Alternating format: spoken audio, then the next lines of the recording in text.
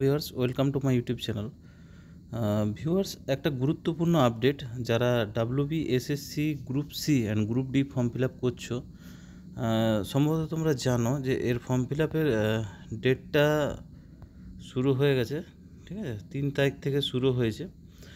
তো যারা ফর্ম ভরছো তাদের কাছে একটা জিনিস জানা মানে খুবই জরুরি, যেটা আমার মনে হয়েছে জানানো দরকার। সেটা হচ্ছে যে ডিস্ট্রিক্ট ওয়াইজ যে জোন, তোমরা হয়তো অনেকে জানো না যে তোমার যে ডিস্ট্রিক্ট সেটা কোন জোনের মধ্যে পড়ছে। ইস্টার্ন, ওয়েস্টার্ন, অনেক রকম জোন ভাগ করা আছে। তো সেইটা ফর্মটা ভরার আগে তোমরা জেনে নাও। সেটার লিস্টটা আমি তোমাদের কাছে তুলে ধরছি। তার আগে একটা কথা, যারা চ্যানেল নতুন আছে অবশ্যই চ্যানেলটাকে সাবস্ক্রাইব করো, নোটিফিকেশান বেলটা কিন্তু অন করবে। তো দেখো, লিস্টটা আমি তুলে ধরছি তোমাদের কাছে। প্রথমত হচ্ছে, দেখো ইস্টার্ন রেলওয়ে আন্ডারের মধ্যে কী কী পড়ছে।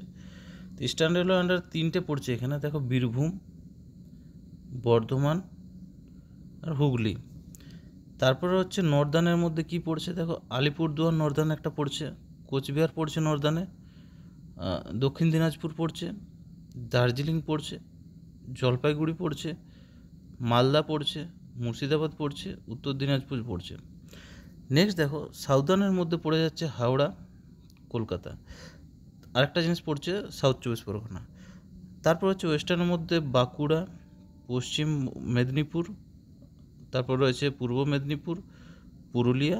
আর ওয়েস্ট ইস্টার্নের মধ্যে পড়েছে, মানে দক্ষিণ পূর্বের মধ্যে পড়েছে নদিয়া আর নর্থ 24 পরগনা। তো এই হচ্ছে ডিস্ট্রিক্ট ওয়াইজ লিস্ট, যেটা তোমাদের একান্ত জরুরি।